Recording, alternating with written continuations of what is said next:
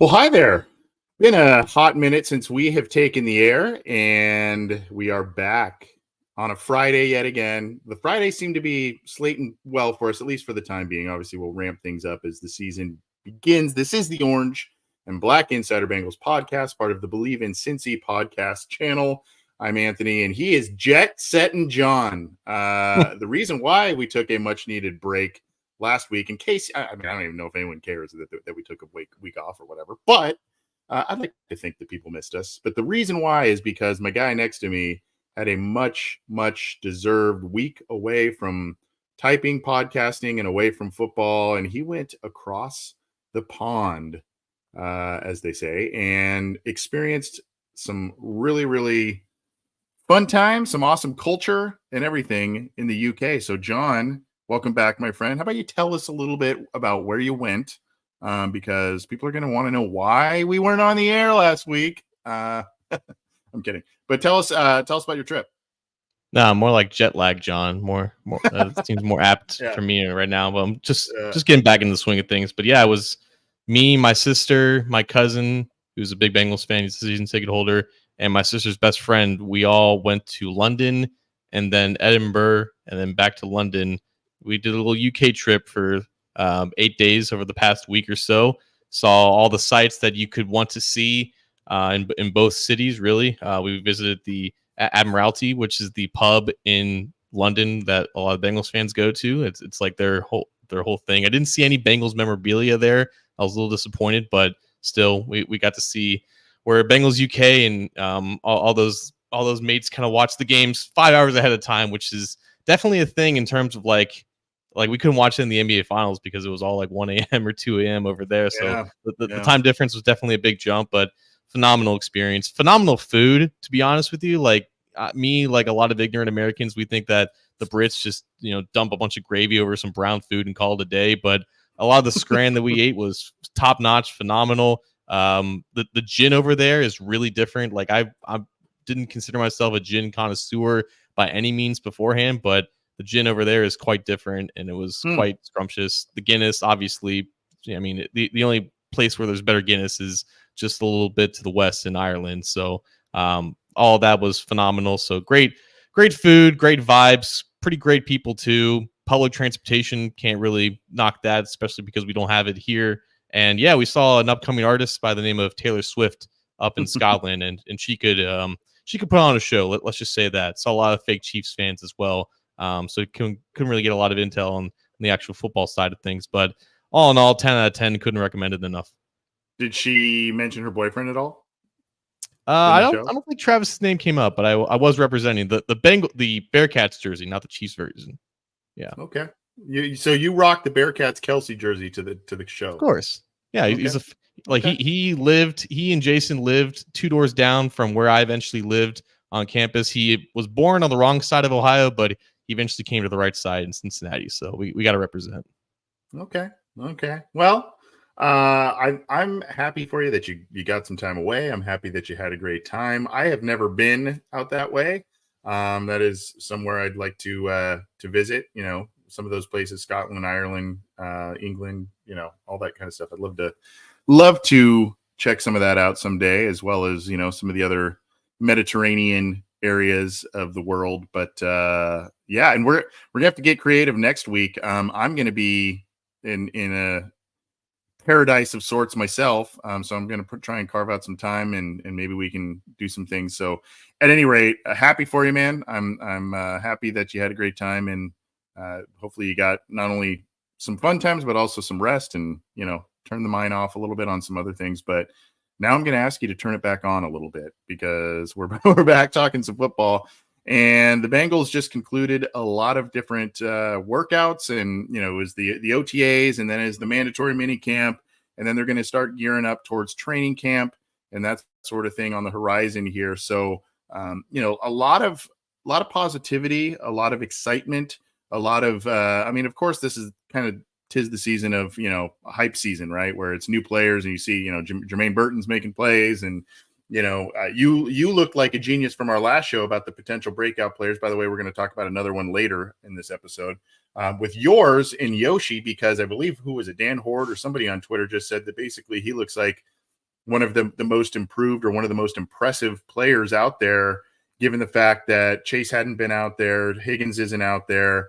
Chase did return for the mandatory portions and that sort of thing, and got in on the photo shoot. You like that, but I don't know. Let's kind of talk a little bit about impressions from what you can kind of take away from these. Obviously, this isn't as intensive as a training camp type of thing. Health is at a very high level, which is, of course, the optimum thing at this point. But your impressions or takeaways on the team, some players, that sort of thing, as the Bengals wrap up their mini camp. Yeah, so this is another offseason where the Bengals are trying to institute a lot of playbook changes. I think that's more or less what Joe Burrow was talking about. Like, it's not about really just firing on all cylinders and, being game ready at this point. It's just about learning some of the new language, trying to see which play calls work and what doesn't, and getting in and out of the huddle with a lot of the new nomenclature and a lot of the new schematic changes that they're trying to institute. While all that's happening, you have new players, whether you have veterans or rookies, trying to catch up to speed and really just acclimate as best as possible. I think that's kind of where the attention kind of starts, because you have a lot of established players who are just kind of going through the motions right now. They're kind of going through their own offseason schedule. We saw that with Jamar Chase, who didn't technically practice at minicamp, but he was there with the meetings. He was hanging out with the guys. He was helping out some of the younger players. But we all know who Jamar Chase is and where he fits in this offense. But a lot of the newer players, we saw Trent Brown out there for the first time. We saw him at a position that wasn't right tackle, which we can talk about in a minute. Amarius Mims continues to just be at the hip with Frank Pollock and just absorbing as much as he possibly can. And Zach Taylor did mention when he was talking about him and just what he saw from him and what the expectations were. Everything is supposed to look good now, even for those guys, because there's no pads, there's not full speed. So if anything looks wrong with some of these new guys, that's a problem. But everything is all good with Amarius Mims. He seems to be picking up things at a pretty fast pace and seems open and willing to learn as much as possible. I think on the defensive side of the ball, it was interesting to see just how much Dax Hill was playing at cornerback with the ones. I know there was a viral clip of him kind of getting a little bit too early on a Joe Burrow target, and then Burrow, jokingly throwing a flag up in the air 100 feet in the air because the timing of it wasn't exactly there. But that's the kind of things that you would expect for a guy like Dax, who, again, like, he played nickel cornerback in college, so he's used to going up, bump and run man-to-man against these routes. But kind of getting back into that in a full-time sense, there's going to be some rust with the timing and trying to get in there a little bit too early. But just getting him reps along with DJ Turner, I think they rotated those guys in pretty frequently. But I think the amount of reps that we saw Dax Hill get at cornerback, it really just seemed like, if this isn't just like a 50-50 competition, like, it's just like, who's the best guy out of that? It truly does seem like it's open for either guy to take, and they're giving Dax every single opportunity to go out there and take it. And like you said with Yoshi, man, like, I think for him, just like the skills and the tools were always there. It was just about him getting up to speed with the NFL and just going up against higher caliber athletes, guys who know where to be on the field. And it always seemed like he had that potential, and now things are kind of slowing down for him, and all that strength, size, and speed is coming together with someone who actually seems to be to know what he's doing, and the timing and the awareness is kind of there. And that's why things are looking a little bit more easier for him in practice. And if things are looking easy for him in practice, we can only imagine how he's going to look in the game. So going back to the cornerback spot, we're a little, there are question marks there, right? I mean, last week, DJ Turner was another potential breakout guy we talked about. had a really strong start to his rookie year, and then things kind of started getting a little wobbly towards the middle and end of that year. But you have him, you have Dax Hill in there. Obviously, you got Taylor Britt, and here we are, John. We're kind of a little bit back in the Marvin Lewis days of sorts in some ways, in that, yeah, there are question marks about some of these guys, and who's going to step up, who's going to be the starter, how many reps are these guys going to take, but there's a lot of high picks still, and high pick skill sets still, and I think that's where people kind of lose sight a little bit. They kind of say, well, is DJ Turner going to step up? Is Dax Hill going to step up? You're still talking about a guy who is a first-round pick and has first-round traits in Dax Hill. You're still talking about a guy who has first, second-round traits in DJ Turner in terms of speed and that sort of thing.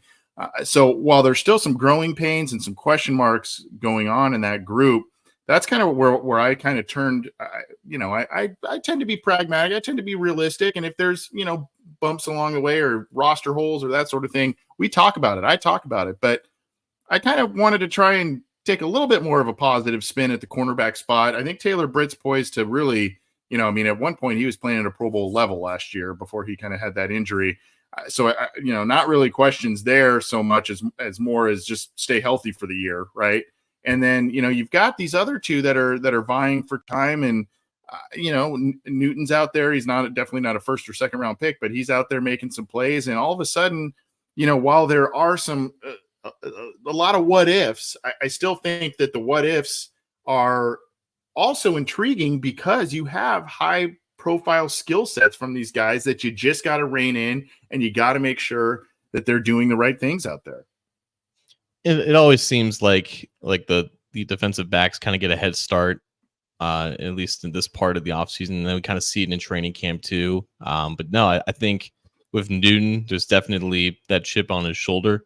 I think the main impression that people have gotten from him is that he just bleeds for this, and it's very no nonsense. And that I think kind of gives him a very clear head to just maximize the reps that he can get.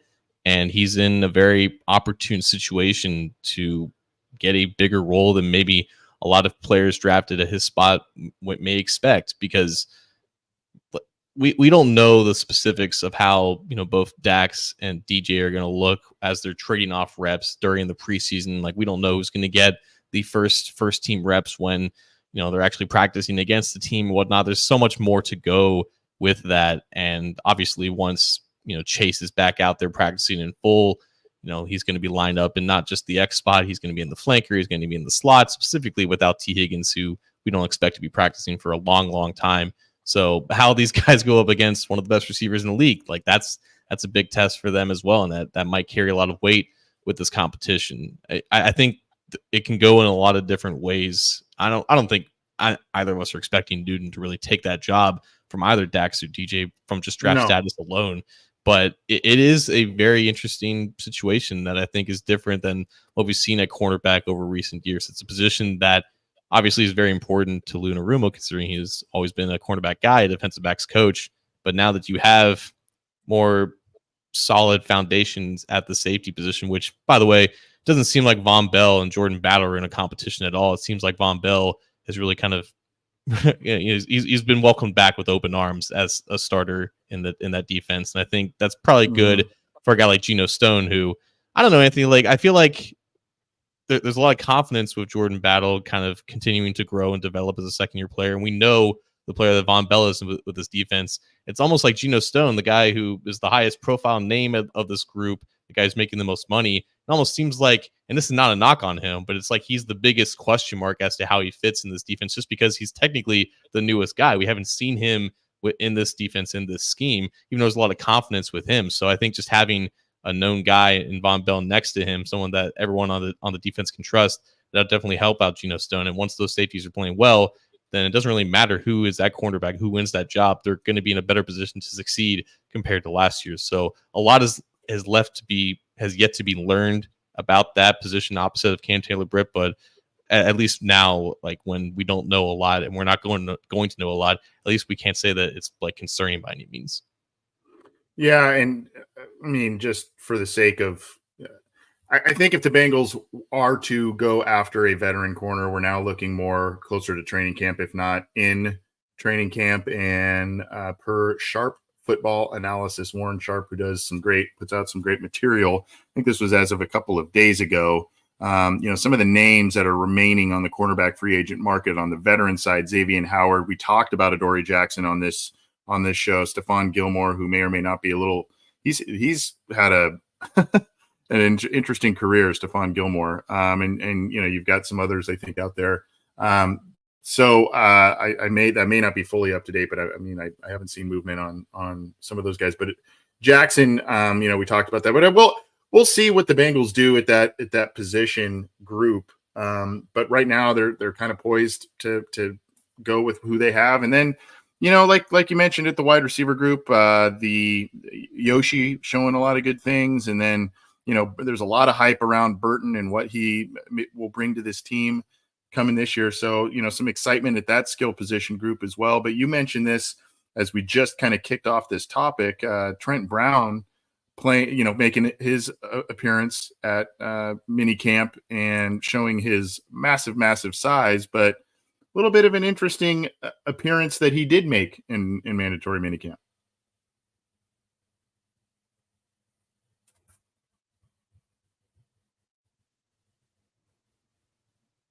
So he was lined up at right guard for a couple of reps, I think, when they were kind of executing their jumbo sets, and that was when Marius Mims was at right tackle. And it's not like it's funny to me because Alex Kappa is not a small dude by any means. He's like 6'6", 320, but then compared to Trent Brown, who's 6'8", God knows how much he weighs. I think Jeff Hobson listed him at 380, and I wouldn't be surprised if that was his actual weight. I mean, it's aptly now named overload, according to Orlando Brown, who is just a meager 6'8", 345 on the other side. So I think there were two reasons why we saw this, or I guess we heard about it. We didn't actually see it. There wasn't any like visual evidence of it.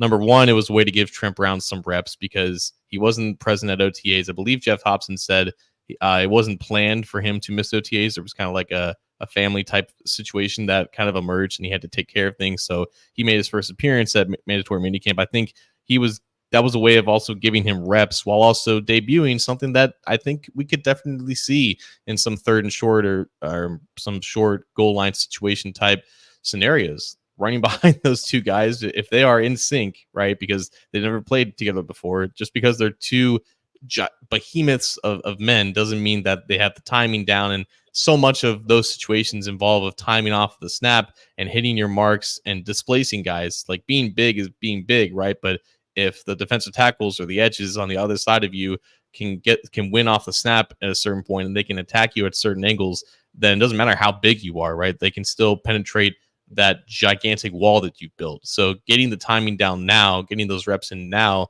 to really solidify and fortify that'll make sure that when they do unveil that package, when the games actually count and it's third and 2 at the goal line, that they can actually get those 2 yards running behind those two guys, because in theory it can absolutely work. So I think the more that Trent Brown can do, well, is also obviously a positive, because not only is he cross-trained at both tackle spots, just depth all over the offensive line is going to be very critical. It's never been in a better spot in terms of their depth along the offensive line.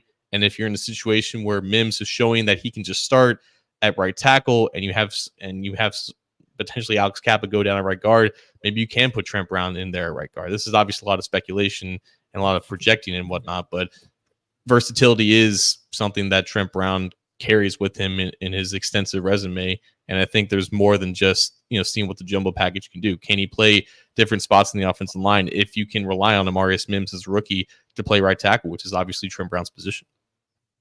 Yeah, and Tippity Top here, the commenter, says, can't wait to see some jumbo packages. Do you see many new concepts? I mean, I don't know about many, but I mean, I think the Bengals, they were tinkering with some stuff. They wanted to tinker with some stuff before and after Joe Burrow's calf injury, right? I mean, they wanted to do some different stuff last year and add more to the mix, but he just couldn't do it with the state of his injury. And then once that healed up, there were a handful of games where you saw more. And now when they've beefed up the offensive line and bringing in Brown and Mims, now you are going to probably see some different things. Now, I don't think it's going to be wholesale changes across the board. That there's a reason why that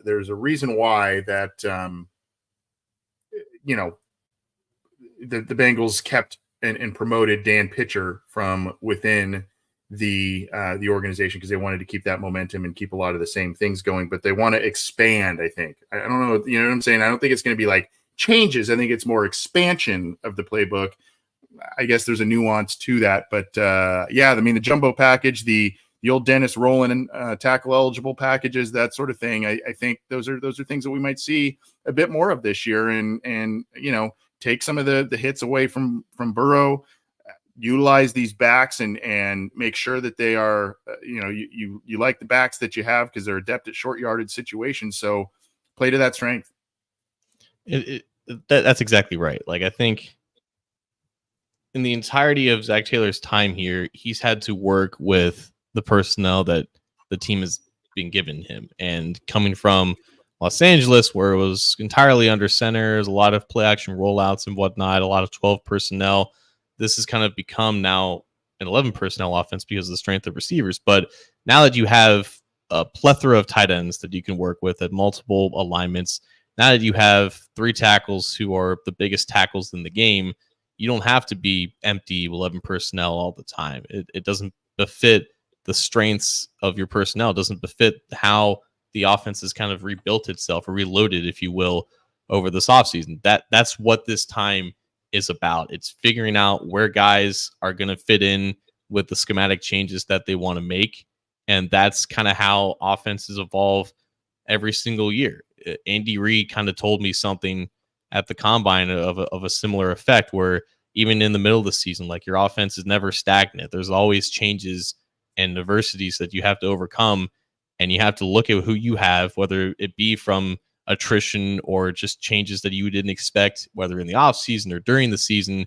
And the best teams, they are able to mold their playbook and on the go when it is needed. So now, when you're obviously not rushed, when you're still weeks away from training camp, you have all these pieces, a lot of them being new, a lot of them being different than what you had in past years. How are you going to best make it work? I think that's why you're going to see more under center type of both runs and passes, and you're going to see a lot of more extra personnel out there for sure. Wouldn't be an episode without Mr. Generosity showing just, I mean, that's just unbelievable. Thank you for that huge YouTube super chat. I mean, you might as well co-host the show at this point. You can take money out at this point. I mean, Jesus. Writing my personal takeaways are that I can't wait to see the red zone run sets in action. Mims as an extra lineman has to be daunting for defenses. I would now like to submit, quote, the mountains of Burrow. It sounds especially when you were in the Highlands of Scotland, right? That's very apropos right there as the line's new nickname. First of all, thank you again, Mr. Whisper. That's insanely generous. Thank you. And we appreciate that. And that obviously, super generous. Thank you. I'm at a loss for words on that. But here's the other thing, and this may play into, you know, something we'll talk about a little later. But I mean, there's not an exact science to it. But if you have some of we've seen this before. Teams employ big tackles. And if you want to be more effective at running the football, you know, you have sometimes, you know, a little bit of shorter running backs, that sort of thing. It gets a little harder for a defense sometimes, depending on the formation, depending on the run style and the play that's called. It can be difficult for a defense to pick up some of the smaller running backs as quickly when they're hiding behind such big guys. I mean, it's and to kind of dissect into that line and make a play at or behind the line of scrimmage. So, I mean, the size advantage not only plays just from, you know, a strength and you know, overall size type of thing, but it also kind of provides a little bit of a shell game and kind of a little hide and seek sometimes with some of the backs as they take a play and go behind these big offensive linemen. I feel obliged to say, though, the inverse is also true. Low man wins, no matter what. Leverage, no matter how strong you are. Again, like, if these guys are playing too far upright, which has been Cordell Volson's issue for the past 2 years, you know, they can be the line of scrimmage can be reset, and you're going to deal with a lot of muddied, condensed areas and whatnot. So, like, again, now when even when you're barely like putting on helmets and you're not in pads yet, right? It's all about the synchronization, the cohesion of the line working together as a unit. If you can do that and you can maintain proper pad level, of course, there is no defensive line that can possibly match up with the sheer size and physicality that the Bengals can unveil. And obviously, when you have Zach Moss, who, by the way, Zach Taylor spells his first name incorrectly, and Chase Brown, who's about the same size, right? Like there is that sort of, if you can displace guys and just overwhelm, pretty light boxes, which of course the Bengals get that all the time with the weaponry that they have.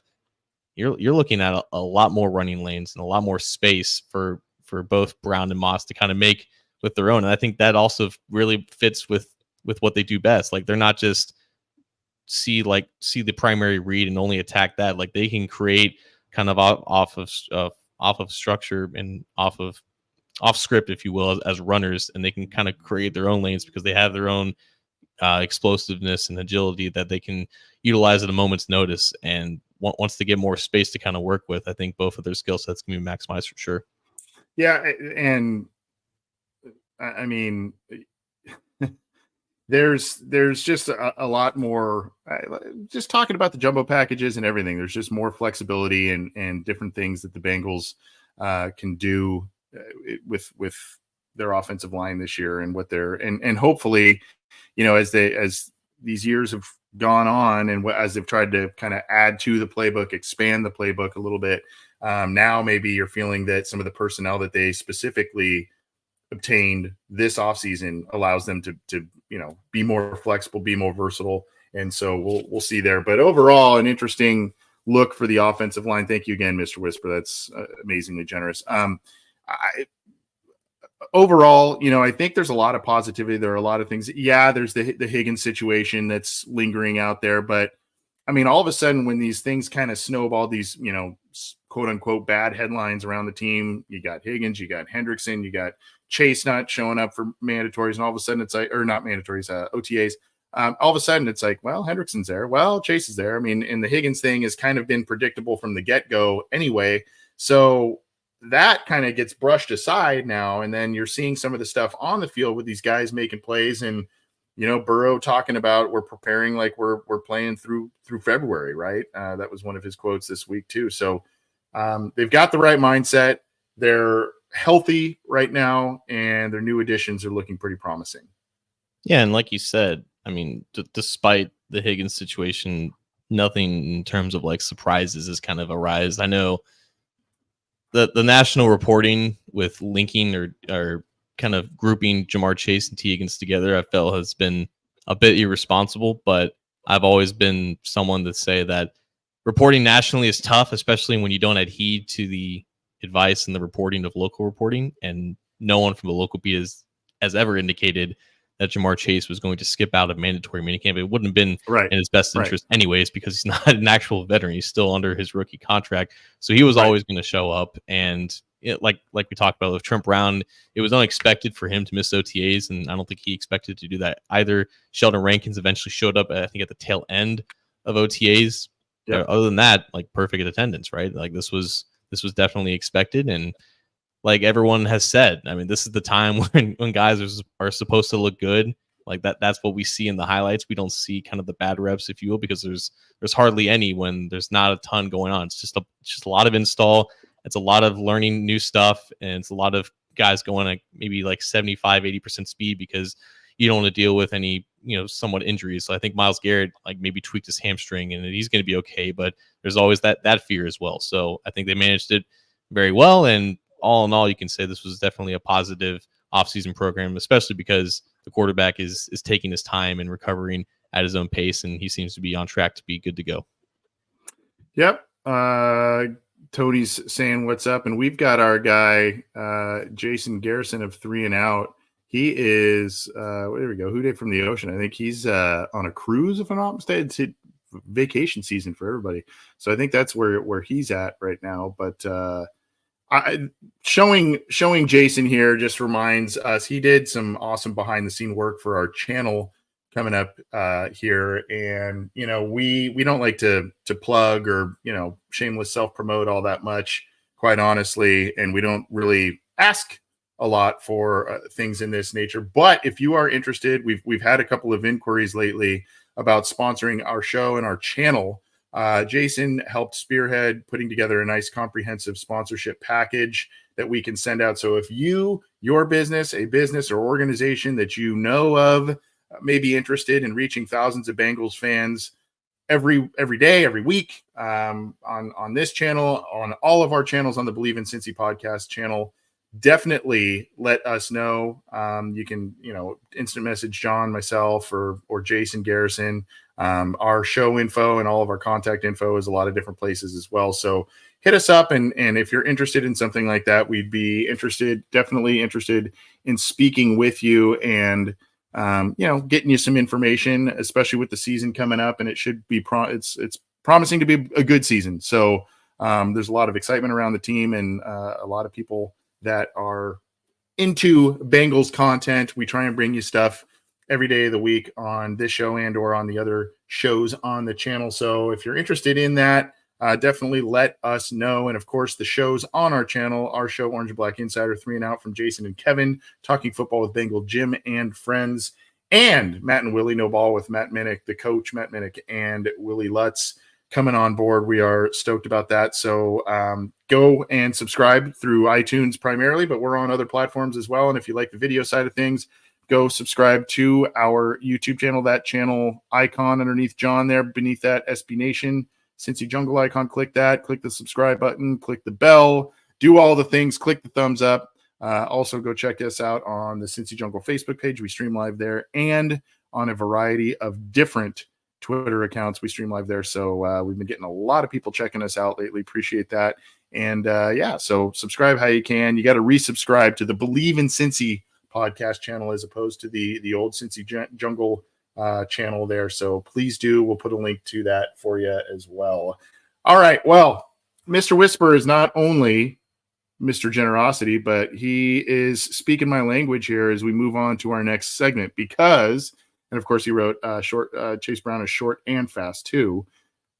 We are going to talk about him as a potential breakout candidate. Now, John, I'm going to share a video in just a second, but this may seem both obvious on one hand, but really against the grain on another, because, you look at the fact that the Bengals bring in Zach Moss, and he's kind of the de facto starter at this point, right? And Zach Taylor's been talking him up and that sort of thing. But, I still think we've talked about this being running back by committee. I think we saw a lot of promising things from Chase Brown in limited touches, particularly towards the end of the year. And when Jake Browning was in the lineup, saw a lot of promising things from him. And I think that, if he's healthy, I think the team's going to rely on him for a nice, high-profile, albeit a supplemental role, but a guy that I think could come in and really provide a spark to an offense. And this is kind of where some of the higher, octane offenses are going a little bit right now, which is let's have a couple of different running backs, and you don't have to have the Adrian Peterson Hall of Fame guy back there necessarily. Let's get guys who are effective at, maybe there's some crossover that they're effective at the same things, but also some differences. And there are some major differences between Chase Brown and Zach Moss and their style of play. I think, the Chase Brown conversation does start with Zach Moss, I would say, just because, like you said, there is that label of him being the starter. Last year was his most active year in terms of being a running back, and he had 184 carries. And for half the season, really, when you look at from a 30,000 feet view, there were weeks where he only had like 7, 1, 8 attempts. Like, obviously he took over as starter when Jonathan Taylor was hurt, and the Colts really, leaned on him in some of those weeks, but he's never had a season where he's had to be, for lack of a better term, a Joe Mixon, right, just taking on 15, 20 carries consistently a game. That running back is no longer on the team, which is why I think if you want to label Chase Brown as 1B, I think that's perfectly apt in this case. And there could be weeks where Chase Brown is 1A, which makes him perfectly positioned to be a breakout player, because there's no one within the Bengals organization that looks at what Chase Brown did last year and thinks to themselves, yeah, he shouldn't get the ball more, right? There was a clear correlation with him being more involved in the offense, being more explosive, and it's fairly obvious as to why that was the case. Like he's arguably one of the not arguably, he is one of the fastest players on the team. Definitely one of the fastest players on offense. Like I remember it was like week 5 or 6 thinking to myself, the only player on this team when the Bengals were on offense that can break more than one tackle at a time is Jamar Chase. They don't have anyone else because we hadn't seen Chase Brown on the field at that time. And Chase Brown can outrun angles.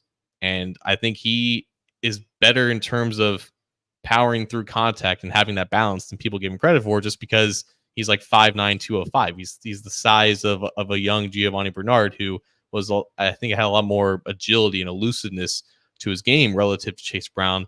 But Chase Brown carries a lot more force than I think people give him credit for, just because of how fast he is and the fact that he has a lot more balance than I think other players that have come before him for the Bengals have.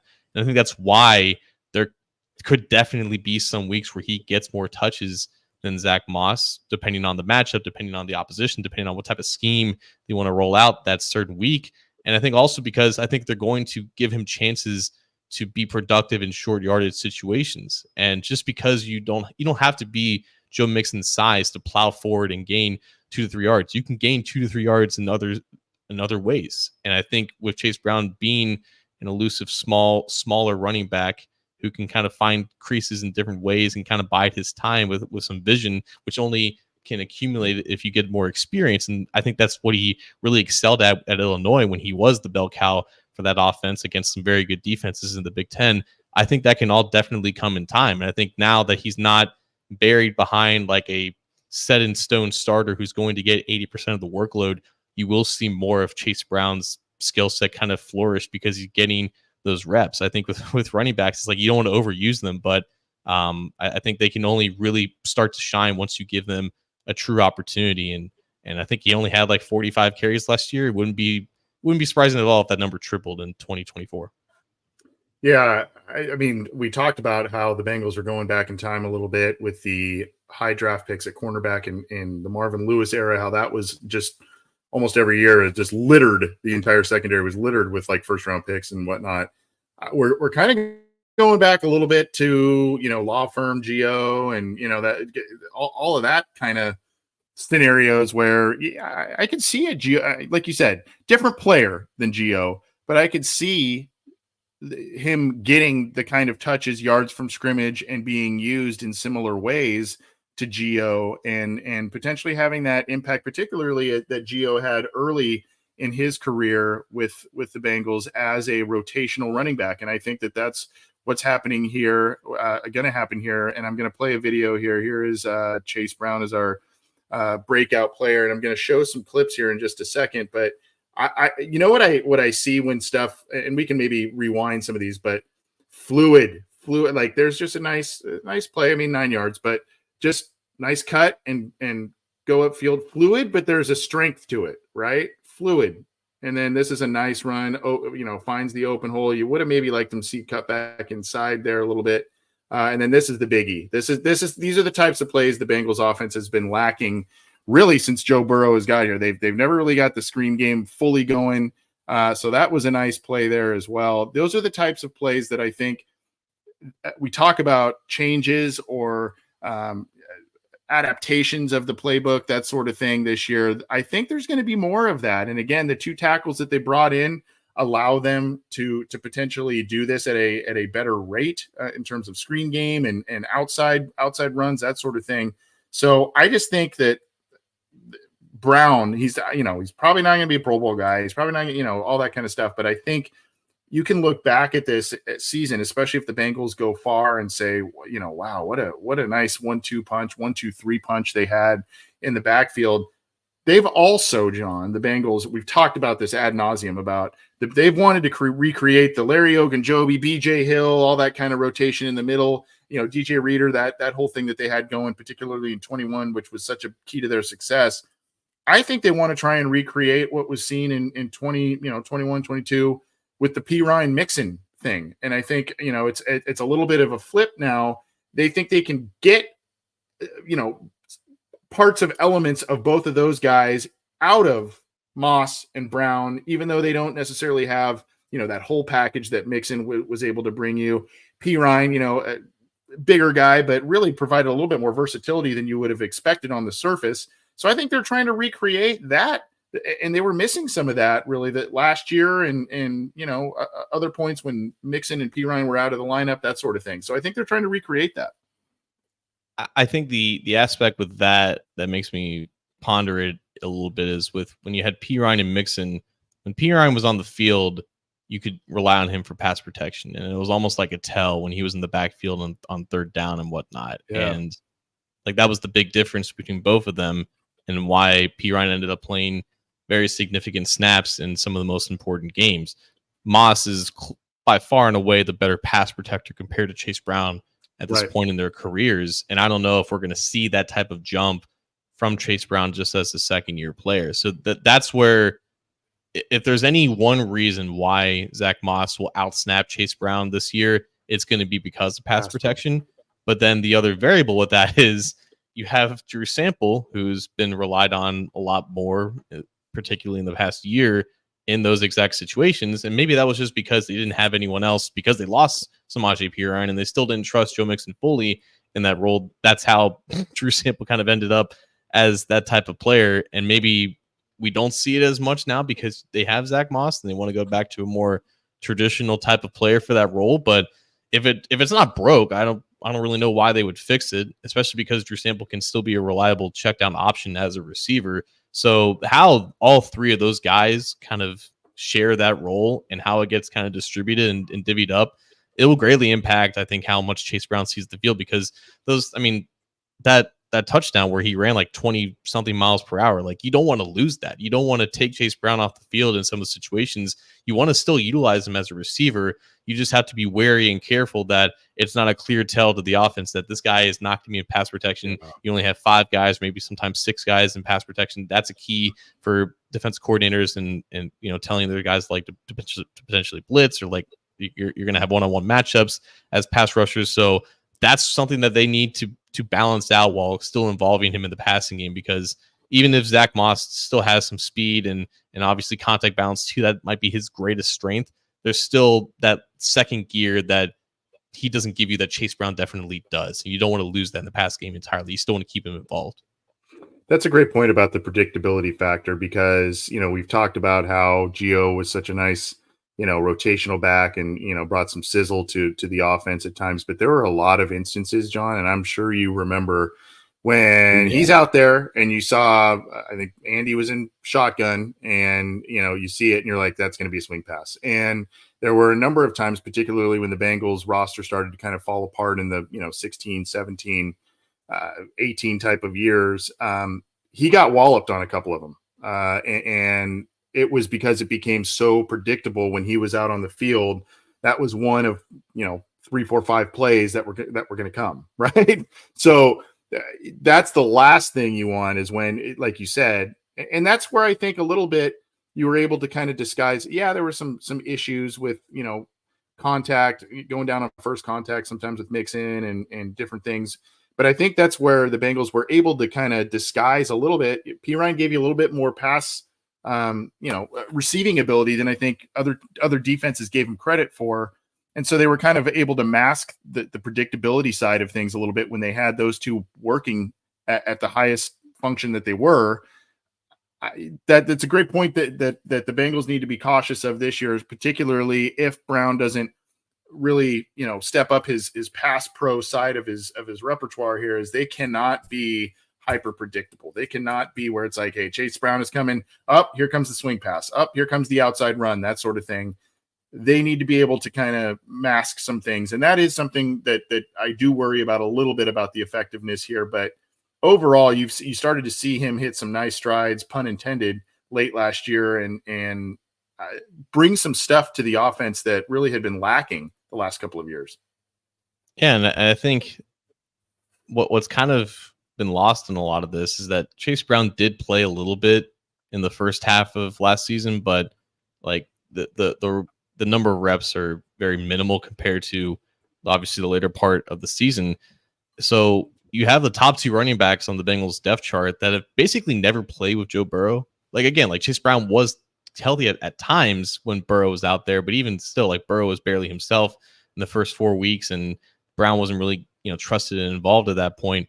And we saw like the highest of highs of Brown when Jake Browning was out there, and he was getting handoffs from him, and he was catching passes out of the backfield from him. So it is interesting now that Joe Mixon is gone, like the two running backs that are going to be most involved are basically brand new as like full-time contributors with Joe Burrow, and just how they mesh with him. Like there's still a relationship in terms of the timing of handoffs and where you need to be in pass protection, and all that stuff needs to be ironed out as well. So I feel like that's also kind of an underrated storyline as training camp goes on. And I'm one of the first people that will talk about like the expendability of running backs as in general as a whole and whatnot, but there are still underlying elements that kind of happen, behind the scenes during this part of the offseason. And it's just all about gaining that chemistry and that cohesion with the quarterback. And at least Chase Brown does have a year under his belt in the system that I think is another way that he can continue to just stay neck and neck with Zach Moss in terms of participation and getting an equal share in the workload here, because I think the more evenly distributed that is by season's end, I think the better the offense will be. I don't think this should be a situation where Zach Moss just completely overshines Chase Brown. I don't think anyone wants that. No, and I don't think that's that. Yeah, I don't think that's going to be the best benefit to the Bengals offense and what would serve them well. And I think they have. There's a reason why they pivoted away from. I mean, there are reasons why they pivoted away from Mixon and moved on to Moss. And oh, by the way, something we haven't really mentioned: the Bengals, aside from Moss, really didn't. They didn't go after a big running back or anything like that. I mean, we thought maybe they would go that out in the draft, and they didn't. And that shows a lot of faith in their plan with Chase Brown this year. Again, breakout is a subjective term, and we can talk about what that actually means. Does it mean Pro Bowler? Does it mean, whatever? I see it as a highly productive role player, a highly productive rotational player that helps this offense out this year. And that's what I think Chase Brown does. Couldn't agree more. I'm excited to see what he looks like with just more opportunities. And I think that's the only thing that we can expect. And, it's important to see what running backs can do as early as possible, because there's obviously the whole discourse about what happens after those first 4 years. So this is definitely the best possible situation for him, not just from a Bengals sense, but from just a career sense, to be paired with a running back who you don't want to give the ball 20, 25 times a game. It'll really give him a chance to flourish, and I hope he does. Well, we're going to start getting on out of here, and we're going to bring back we're still going to drop the mic and do what we usually do when we get out of here, but we're going to bring back a segment that we haven't used for a while, and that is a Remember Him. And we talk about this. I think TMZ does a deal, but it's like with an apostrophe, like remember him, remember her, remember them, that sort of thing. But a little bit of a play on that, where, we go back and we talk about some players that may or may not have been forgotten, be it because they played a long time ago and or maybe they were in an era of Bengals football that is wanting to be forgotten based on the lack of performance. I don't know if you have one specifically, John, that you're thinking of, but since we're on this train of thinking of rotational players, rotational running back, that sort of thing, I have one from he was in the tail end of the lost era, the lost decade, if you will, of the Cincinnati Bengals. Did manage to stay on during the first year of Marvin Lewis's tenure as a backup running back. Do you have any idea who I might be speaking of? I'm going to be honest, man. I have no idea who you're talking about. Okay, so he's a rotational player, and he is a guy who was versatile, caught passes, obviously ran the ball well, and returned kicks. I'm showing you a picture now. Does this guy ring a bell to you at all? No, I don't think so. Okay, that is Brandon Bennett, and he was a guy who was a backup to Corey Dillon. You could see he's a pretty built dude himself, but not the same build as Corey Dillon. Corey Dillon had those wide shoulders and a little bit stockier and bulkier than Bennett. Bennett benefited from playing behind Willie Anderson, but also, spelling Corey Dillon. A lot of people say, and they're right in saying that Corey Dillon, was kind of the Bengals, but the Bengals were in a bad way towards the late 90s when, the Kajana Carter thing was falling apart, right? That was their big plan. And so they had to pivot off of that with players and they tried to do all kinds of different things to recreate things. And then Kajana Carter kind of became a goal line back. But Bennett joined the Bengals in 98. He only had 6 rushing touchdowns in his he was with the team technically 6 years, but I think he was injured all of 99, so he didn't get to play there. But so he had 5 rushing touchdowns with the Bengals in actual 5 playing seasons. He had 90 total career receptions, and then he did some things from multiple facets of the job. And these guys, I always have a soft spot for these kind of players, where it's like, man, they've kind of scrapped and clawed and made their way on there. Here's another facet of them. If you go to that 2002 season, kick returner, 49 returns for 1,231 return yards and a touchdown. He had a 94-yard touchdown there as well. So, had some spots where he was an effective kick returner. The next year had, 1,146 yards on 53 returns, not as effective, but still gave you some pop from that facet too. Just a guy that nobody really seems to talk about or maybe even remembers that much, but a guy that I do because I always root for those role players. I always root for the guys that maybe get overshadowed by other stars. And that's definitely what happened with Brandon Bennett and his time in Cincinnati. Yeah. I mean, playing behind Corey Dillon will have that effect, especially because the narrative of Corey Dillon is that he had no help around him. So that's not, that's unfortunate, but no, I think he was right before, I really started to watch the Bengals and before I was really old enough to know what was going on. So no, this is why this segment is useful, because I'm sure there's people like me who maybe have never heard of him despite associating themselves with the Bengals. So this is a good pick, man. Yeah. And I mean, when you look at 2001, 2002, 4.6 yards per carry, 4.7 yards per carry. And obviously that's when the Bengals are running the ball very heavily, because that was still, the carousel between Kitna and Scott Mitchell and Akili was still hanging around, all that kind of stuff. And so they were just running the ball like crazy, and they were effective at it. Dillon had some great years there, obviously, and Bennett was an effective role player for this team too. And just a guy that doesn't get talked about a lot. And unfortunately, if you remember, I think it was during COVID, we had Adrian Ross on, a guy who was, a pretty nice player for on bad Bengals teams, overshadowed by Spikes and whatever and Simmons in the linebacker spot, but kind of was able to hang on to that first year. Lewis hung on to guys like Bennett and Adrian Ross on both sides of the ball as transition, as he was making that transition, and hung on to some important players for, that first year there that he felt were kind of good locker room guys. And they didn't really stick around past 03, but they were a part of kind of that turnaround in 03. So, credit to him, and just a guy that I want everybody to refresh their memory about Brandon Bennett. And if he's out there, hey, let's get him on the show. I don't know what he's doing these days. I should probably look that up. I think I saw maybe he was coaching at somewhere, coaching high school or something. I'll have to look that up. But if he's out there and he wants to come on the show, man, I'm down for it. I do have my own remember him.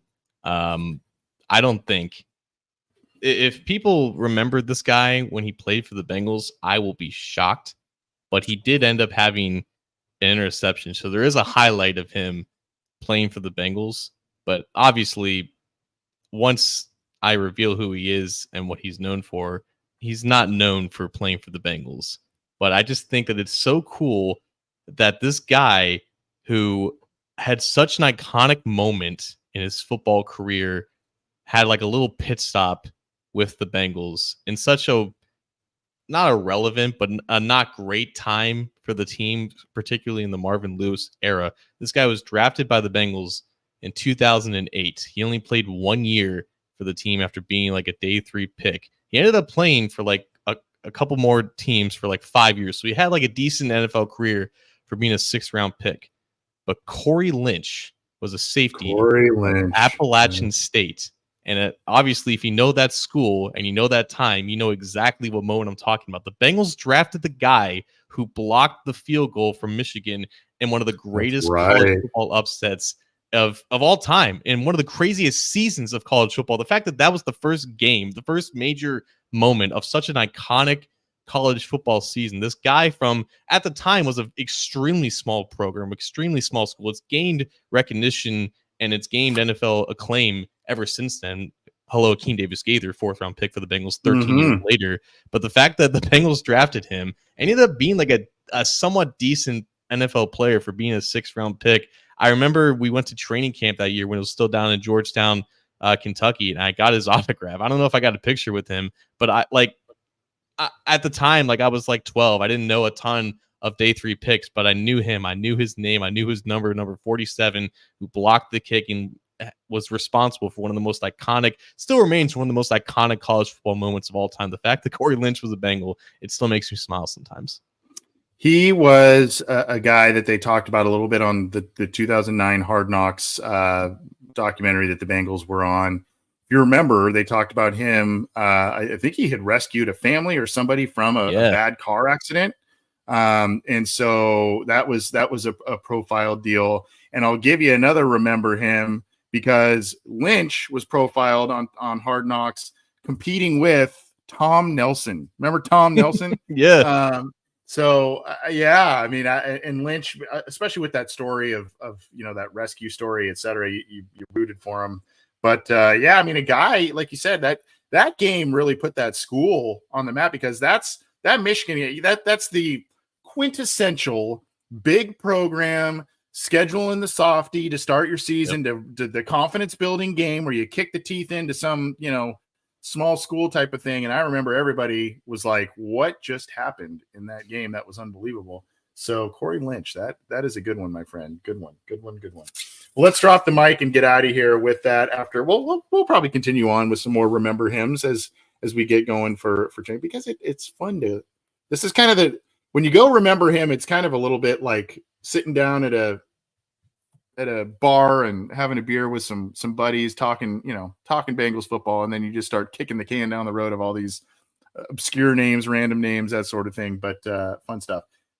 I will just say happy early Father's Day to all of the dads out there. There are many fathers, be it biological stepfathers, father figures, etc. And kids appreciate you. Your de facto kids, whatever that may be, they appreciate you. So thanks to all the great dads out there, including my own. And happy early Father's Day to all of you from us at OBI. Absolutely. Happy Father's Day, Timbo. Happy Father's Day, Mr. Kazenza. Happy Father's Day to you. You are indeed a dad, so happy Father's Day. Thanks. I guess my mic drop is going to be something that we may have forgot to cover. Ted Karras signed an extension. Oh, yeah, we said we were going to talk about that. Holy crap. Yeah, okay, yeah. Yeah, so if you guys are still listening, 58 minutes in, Ted Karras signed a 1-year extension worth, I think, like $6.8 million, I think, this year or next year. So he's under contract for 2 years, about 13-ish million. So it's more or less just the same exact pay he's getting this year. And yeah, it's notable, obviously, because he's 31 years old, and the Bengals typically don't pay notable salaries to players that old, and he's going to be under contract until he's 32, 33, but still a solid, dependable player, especially on an offensive line that continues to undergo changes and whatnot. And I think it just speaks to just him maintaining this level of play at this point in his career. And they wouldn't make this decision if he wasn't still capable. But obviously, this goes beyond just what he does on the field. He is the quintessential Cincinnati man. If you didn't know any better, you'd think he's been on the team for 10 years with how popular he is within the community. He's a locker room leader. Everyone in the city at this point knows his name. Everyone has the hat that he has started, and all the great work that has come from those sales and with the Village of Marici and just the work with adults with disabilities, partnering up with arguably one of the greatest Bengals of all time and Kane Anderson for a very similar cause. Just a phenomenal human being, a phenomenal ambassador for the city. And the fact that he's still a capable player, it made this decision very easy, I would say. Yeah, and that's it. You reward a player for it's a reward for his on-field play, his consistency, his leadership, but it's also a reward for his being locker room glue, so to speak. He's a well-respected guy, well-liked guy, has some iconic images and or clips out there about him, whether he's chewing on snow in Buffalo or yelling at Tennessee or, all kinds of different stuff. He's the best.